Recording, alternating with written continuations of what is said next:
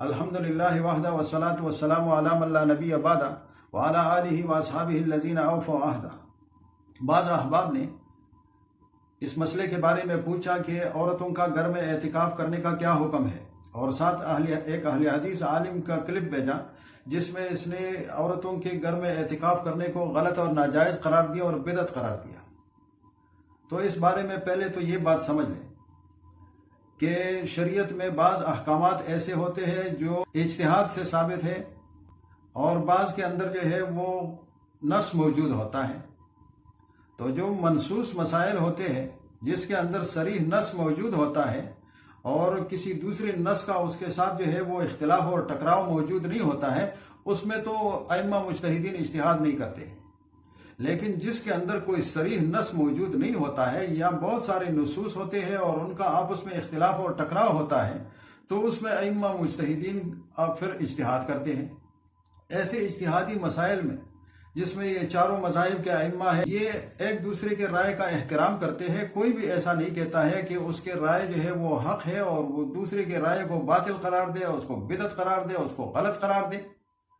بلکہ سمجھتے ہیں کہ اگر اپنے رائے کو صحیح بھی قرار دیتے ہیں یا راجح ہے اور زیادہ ٹھیک قرار دیتے ہیں، لیکن دوسرے کے رائے کے بارے میں کہتے ہیں کہ ممکن ہے کہ وہ اس کی رائے ٹھیک ہو، احتمال یہ بھی ہے کہ اس کی رائے زیادہ ٹھیک ہو۔ جیسے جو ہے اللہ تبارک و تعالیٰ نے ایک مسئلے کے اندر کہ بعض لوگوں کے بکریوں نے جو ہے وہ دوسرے کے کھیت کے اندر جو ہے وہ خرابی کر دی، کھیت کو خراب کیا، اور مسئلہ جو ہے وہ حضرت داؤد علیہ السلام کے پاس لایا گیا۔ قرآن پاک میں اللہ تبارک و تعالیٰ نے اس واقعے کو ذکر فرمایا ہے۔ حضرت داؤد علیہ السلام نے اس کے بارے میں ایک حکم صادر فرمایا۔ جب حضرت سلیمان علیہ السلام کو اس کے بارے میں علم ہوا تو حضرت سلیمان علیہ السلام کے ذہن میں ایک دوسری رائے آئی اور اس نے اپنے اجتہاد سے دوسرا حکم جو ہے وہ بتا دیا۔ اللہ تبارک و تعالیٰ نے حضرت سلیمان علیہ السلام کی رائے کو زیادہ راجح اور زیادہ ٹھیک جو ہے وہ قرار دیا اور کہا فَفَهَّمْنَاهَا سلیمان علیہ السلام کو ہم نے سمجھا دیا۔ لیکن دونوں کے اجتہاد کے اللہ تبارک و تعالیٰ نے تعریف فرمائی اور فرمایا وَكُلًّا آتَيْنَا حُكْمًا وَعِلْمًا۔ اور جیسے حدیث شریف کے اندر آتا ہے کہ ہر مجتہد جو ہے وہ اس کو اللہ تبارک و تعالیٰ اجر دیتے ہیں۔ اگر اس کی رائے ٹھیک ہو تو ڈبل 2 گنا اجر مل جاتا ہے، اور اگر اس کی رائے جو ہے وہ مرجوح ہو تو اس کو 1 اجر مل جاتا ہے، 1 ثواب مل جاتا ہے۔ یہی مجتہدین کا آپس میں جو ہے یہی طریقہ رہا، اور یہی جو ہے وہ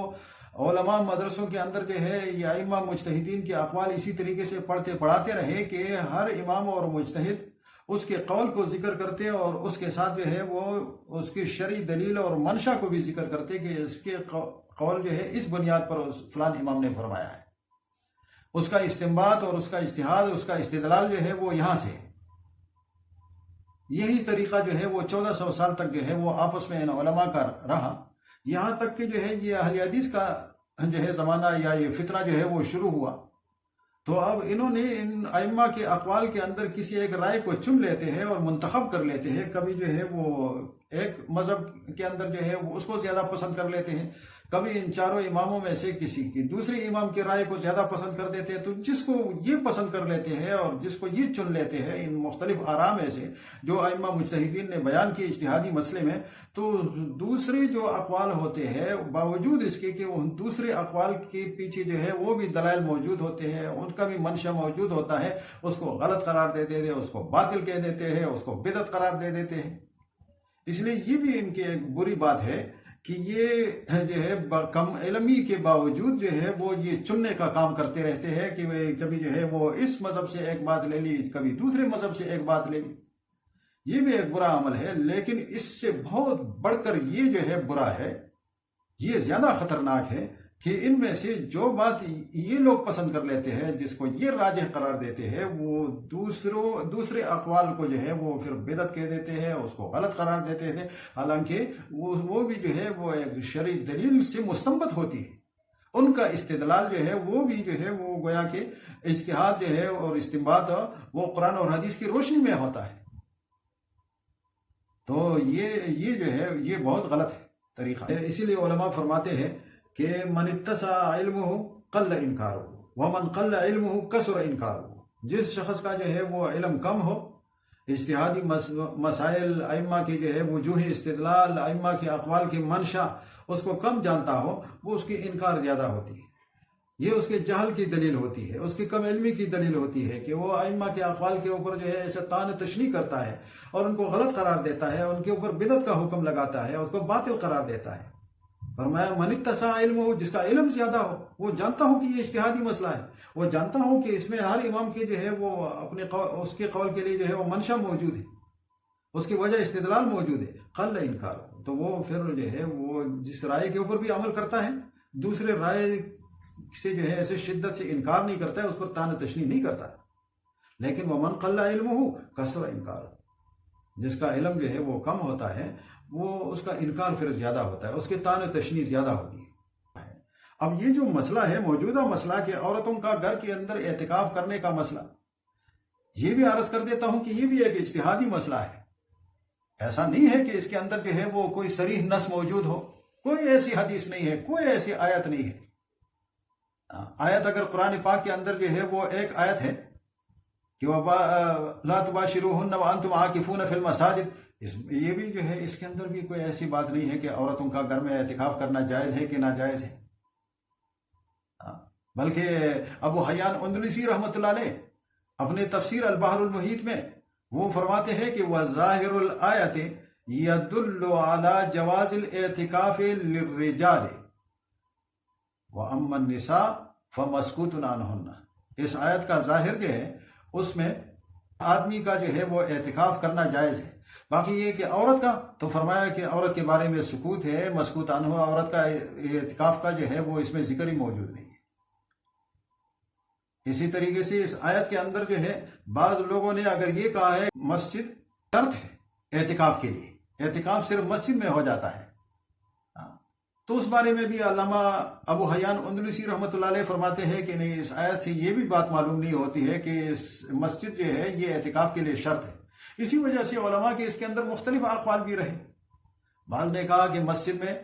یعنی حتیٰ کہ مردوں کے آدمیوں کے بارے میں بھی ابو قلابہ، ابن عیینہ، امام شافعی، داؤد طبری، ان کا قول یہ ہے کہ ہر مسجد میں جائز ہے۔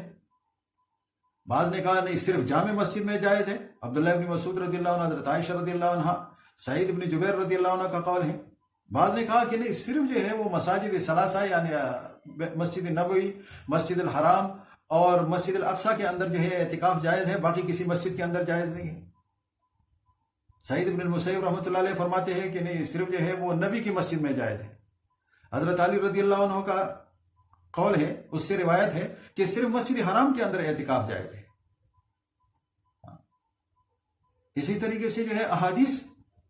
عورتوں کے اعتکاف کے بارے میں ایسے کوئی صریح حدیث جو ہے وہ موجود، بعض حدیث موجود، بخاری شریف کی حدیث ہے جس سے حنفیہ علامہ سرخسی رحمۃ اللہ علیہ نے جو ہے وہ حنفیہ کے مذہب کے لیے اس سے استدلال کیا کہ جس میں رسول پاک صلی اللہ علیہ وسلم سے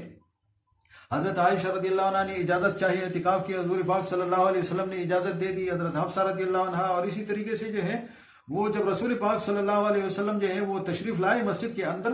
رآ قبابا مضروبتا، تو بہت سارے خیمے جو ہے وہ دیکھے، فقال لمن هذه فقیل لعائشہ وحفصہ فغضب،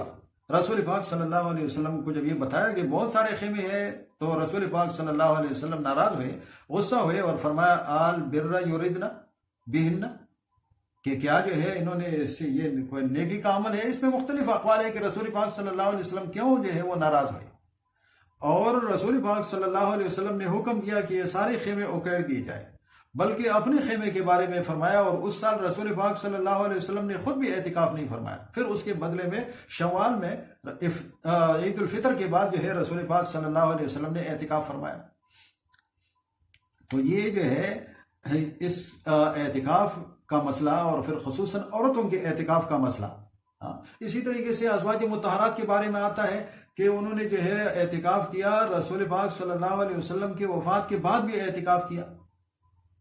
اب یہ وفات کے بعد جو ہے وہ اعتکاف کیا مسجد میں کیا کہ گھروں میں کیا، اس کی کوئی تصریح موجود نہیں ہے۔ بعض لوگوں کا یہ خیال ہے کہ مسجد میں اعتکاف کیا،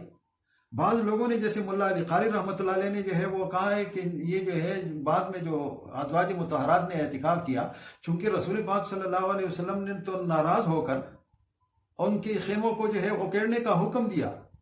تو اس سے معلوم ہوتا ہے کہ انہوں نے پھر مسجد میں اعتکاف اپنے مسجد میں فرقے میں نہیں لگائے ہوں گے جب رسول پاک صلی اللہ علیہ وسلم نے ایسی ناراضی کا اظہار فرمایا، بلکہ یہ جو بخاری کی روایت میں ہے کہ حضور پاک صلی اللہ علیہ وسلم کی وفات کے بعد ازواج مطہرات نے اعتکاف کیا، تو گیا کہ اس سے معلوم ہوتا ہے کہ یہ گھروں میں اعتکاف کیا ہوگا۔ علامہ خطابی رحمۃ اللہ علیہ نے بھی لکھا ہے کہ اس سے جو ہے کہ فرمایا کہ وَفِيهِ قَدْ دَلَالَتِ عَلَىٰ أَنَّ اعتکاف الْمَرْأَةِ فِي بَيْتِهَا جَائِزٌ، گویا کہ اس میں یہ دلالت موجود ہے، اس بات کے اوپر جو ہے دلالت موجود ہے اس حدیث کے اندر کہ گویا کہ عورت کا جو ہے وہ گھر میں اعتکاف کرنا جائز ہے۔ یہ ثم اعتکف ازواجہ من بعدہ بخاری شریف کی روایت میں ہے۔ تو مولا علی قاری رحمۃ اللہ اور بہت سارے شارحین نے لکھا ہے کہ فی بیوتہن۔ تو اسی طریقے سے جب یہ مسئلہ کہ اس میں جو ہے ایسے کوئی صریح نص جو ہے وہ موجود نہیں ہے، اور نہ اسی طریقے سے صحابہ ازواج مطہرات کے علاوہ صحابیات، بڑے بڑے جو ہے وہ صحابیات کے نام ہیں، حضرت ابو بکر صدیق رضی اللہ عنہ کے دور میں، حضرت عمر رضی اللہ عنہ کے دور میں، حضرت عثمان رضی اللہ عنہ کے دور میں، حضرت علی رضی اللہ عنہ کے دور میں، بڑے بڑے صحابیات، اور حضرت فاطمہ رضی اللہ عنہ، اور اس طرح جو ہے ان کے بعد جو ہے پھر تابعیات اور تبع ان کے حالات کے اندر ایسے کوئی صریح چیز موجود نہیں ہے کہ کیا وہ عورتیں اعتکاف کیا کرتی تھی یا نہیں کرتی تھی، ایسی بھی کوئی چیز، یا اعتکاف کرتی تھی، وہ عورتوں میں اعتکاف کا رواج بہت تھا، اور وہ اعتکاف جو ہے وہ مسجدوں کے اندر آ کر اعتکاف کیا کرتی تھی، ایسی کوئی چیز موجود نہیں ہے اس میں۔ تو جب ایسے جو ہے اس کے اندر نصوص موجود نہیں ہے، آثار صحابیات جو ہے وہ اس کے اندر ایسی موجود نہیں ہے، ایک اجتہادی مسئلہ ہے کہ عورتوں کا اعتکاف جو ہے وہ مردوں کی طرح ہوگا۔ مردوں کے بارے میں جو ہے وہ تمام ائمہ، چاروں اماموں کا، اگرچہ کسی دوسرے اقوال اس میں موجود ہیں، لیکن چاروں اماموں کا اس بات پر اتفاق ہے کہ مردوں کا اعتکاف وہ مسجد کے اندر جائز ہے، مسجد میں ہوگا۔ باقی عورتوں کے بارے میں جو ہے وہ اختلاف ہے۔ امام ابو حنیفہ رحمۃ اللہ علیہ، امام ابو یوسف رحمۃ اللہ علیہ، امام محمد رحمۃ اللہ علیہ، امام ظفر رحمۃ اللہ علیہ، امام شافعی رحمۃ اللہ علیہ کے قول قدیم میں کہ عورتیں جو ہے وہ گھر میں اعتکاف کر سکتی ہیں، اور جمہور کا مذہب یہی ہے، تینوں اماموں کا، امام شافعی کا قول جدید، امام مالک رحمۃ اللہ علیہ، امام احمد ابن حنبل رحمۃ اللہ علیہ، وہ فرماتے ہیں جمہور علماء کا کہ عورتیں بھی جو ہے یہ مردوں کی طرح، مردوں کے اوپر قیاس کرتے ہیں، مردوں کے طرح اعتکاف کرنے میں کوئی نص موجود نہیں ہے، لیکن وہ کہتے ہیں کہ جیسے مردوں کے لیے ہے ایسے عورتوں کے لیے بھی ہے، اور گھروں کے اندر اعتکاف کرنے کے اندر کوئی ایسی بات جو ہے وہ ثابت موجود نہیں ہے، لہذا مردوں کی طرح ہو۔ تو ان کا بھی یہی استدلال ہے، ان کا بھی استدلال جو ہے وہ قیاس سے اور اجتہاد سے،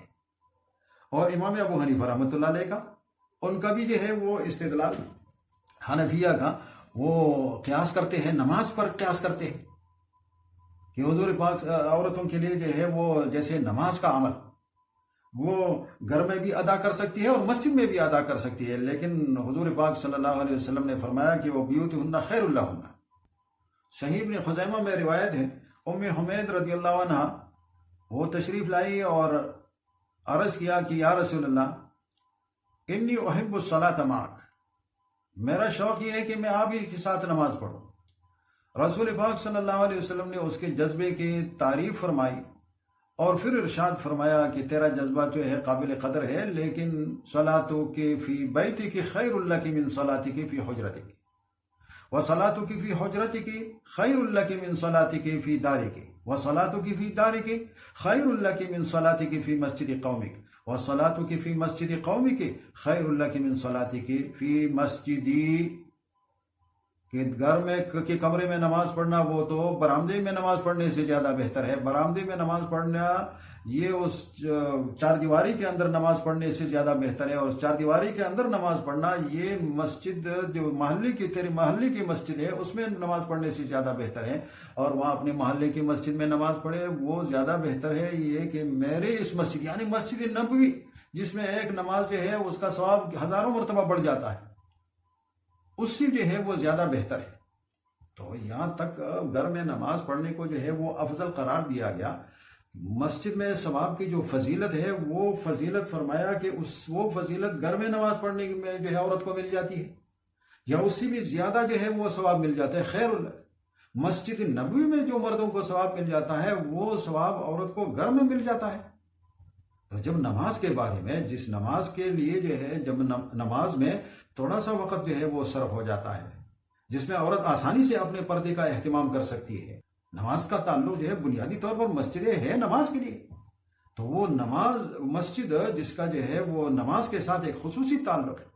اور نماز کا جو ہے وہ ہونا مردوں کے لیے جو ہے وہ ضروری بھی ہے، اور اس طریقے سے نماز کا اجر و ثواب مسجد میں بڑھ جاتا ہے، لیکن عورت کے لیے معاملہ بالعکس ہے، مختلف ہے۔ تو حنفیہ نے اس پر قیاس کیا کہ وہ عمل جو تھوڑی دیر کے لیے مسجد میں جس کے لیے عورت کو آنا پڑتا ہے اور عورت آسانی سے اپنے پردے کا خیال رکھ سکتی ہے، اس کے لیے جب وہ اس کے گھر کو زیادہ بہتر قرار دیا گیا، تو وہ عمل جو 10 دن جو ہے وہ مسجد میں پھر اس کے لیے رہنا پڑے، وہاں کھانا پینا پڑے، وہاں جو ہے قضائے حاجت بھی وہاں پر ہو، اگر نہانے کی ضرورت ہو جائے تو نہانا بھی جو ہے وہ اس مسجد کے اندر پھر ہو، کپڑے تبدیل کرنے کی ضرورت، کپڑا بھی ہو، وہاں پر جو ہے وہ آرام کرنا اور سونا بھی ہو، غفلت کے اندر پڑی رہے۔ اور رسول پاک صلی اللہ علیہ وسلم کے ازواج مطہرات کے ساتھ جو ہے وہ جو اعتکاف کے چند واقعات ہیں، اس میں جو ہے وہ جو ایسا زمانہ تھا جس میں فتنہ موجود نہیں تھا، اب فتنے کا زمانہ ہو، اور اس میں خود حضور پاک صلی اللہ علیہ وسلم ساتھ موجود تھے۔ ایسا کہ رسول پاک صلی اللہ علیہ وسلم ساتھ موجود نہ ہو، یا ایسے کوئی صحابیات جن کے جو ہے وہ خاوند ان کے ساتھ جو ہے وہ موجود نہ ہو، اور عورتیں جو ہے وہ اکیلے